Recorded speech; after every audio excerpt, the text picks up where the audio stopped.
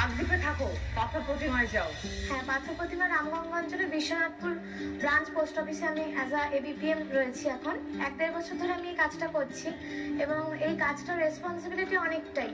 এখন বর্তমানে পার্সোনাল লেটারের পরিমাণ কমে গেলেও প্রত্যেকটা মানুষের জরুরি তথ্য, যেরকম Aadhaar card, PAN card, voter card, কারোর কোর্টের নোটিশ থাকে, যেগুলো আমাদেরকে নির্দিষ্ট সময়ের মধ্যে সঠিক মানুষের কাছে পৌঁছে দিতে হয়।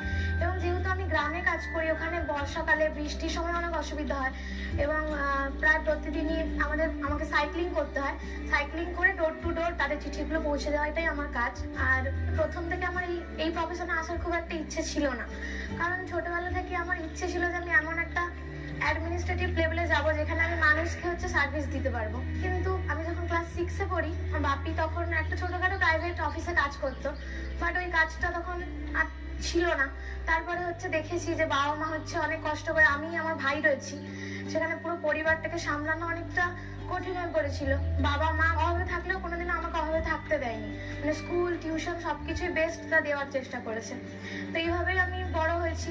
তারপরে উচ্চ মাধ্যমিকে 97% মার্কস পাই এবং উচ্চ মাধ্যমিকে 92%। এরপর আমার ইচ্ছে ছিল যে প্রেসিডেন্সি ইউনিভার্সিটি থেকে আমার গ্র্যাজুয়েশন কমপ্লিট করব, বাট প্রেসিডেন্সির এন্ট্রান্সেও আমি পাস করেছিলাম। কিন্তু যেদিনকার রেজাল্ট এলো ঠিক সেই দিনকারই সন্ধ্যাবেলা মানে পোস্ট অফিসের তার এটা এসেছিল যে ওখানেও আমি সিলেক্টেড হয়েছি অ্যাজ এ এবিপিএম জবে। তো তখন আমার খুবই ইচ্ছে ছিল যে ওই কলেজে পড়ার, কিন্তু আমি ভাবলাম যে আমার ইচ্ছের থেকেও আমার পরিবারের পাশে দাঁড়ানোটা অনেক বেশি ইম্পর্টেন্ট।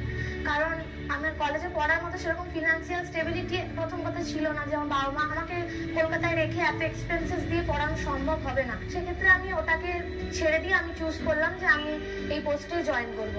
তারপরে আমি আমার পড়াশোনাটা ওই বছরটা ছেড়ে দিলাম, দিয়ে আমি অ্যাজ এ এবিপিএম মানে পিওন হিসেবে বিশ্বনাথপুর পোস্ট অফিসে আমি জয়েন করি। তারপর এখন আমি 1 বছর এই কাজটা করেছি। পড়াশোনাটা কি বন্ধ হয়ে গেল? না, আমি ওই বছরটা পড়াশোনা করতে পারিনি, কিন্তু আমি আবার ভর্তি হয়েছি ইংলিশ অনার্সে ভর্তি হয়েছি। আমি নেতাজি ওপেন ইউনিভার্সিটি থেকে করছি এটা। তো কতটা এরিয়া জুড়ে তোমার যাতায়াত করতে হয়? আমার পোস্ট অফিসের আন্ডারে 3টে টোটাল বড় বড় গ্রাম রয়েছে, যেখানে চিঠি আসলে হয়তো কোনোদিন একটা এই গ্রামের এই প্রান্তে এলো এবং অন্য হয়তো আরেকটা গ্রামে আমাকে সাইকেল চালিয়ে যেতে হলো। এবং আমাদের গ্রামটা একদম নদী বাঁধের কাছে, মানে নদী বাঁধেও কখনো কখনো যেতে হয়। তো বর্ষাকালে ওখানে মাটির রাস্তা রয়েছে, ইটের রাস্তা রয়েছে, যেখানে জল জমে যায় বা কখনো কখনো কাদার মধ্যে, ওগুলো প্রচুর সমস্যা হয়। কিন্তু তা সত্ত্বেও আমাদের এটা রেসপন্সিবিলিটি যে মানুষকে তার জরুরি জিনিসটা সেই নির্দিষ্ট সময়ের মধ্যে পৌঁছে দেওয়া, এটা আমাদের দায়িত্ব নিয়ে করতে হয়। সকালবেলা কটার সময় ডিউটি যেতে? 10টা থেকে আমাদের অফিসে ঢুকতে হয়। ছুটি হয় কটায়? প্রতিদিন কাজের উপর নির্ভর করে যে আমার চিঠি কিরকম এসছে। তাও তুমি বলছো যে পড়াশোনা করছো, কখন পড়ো?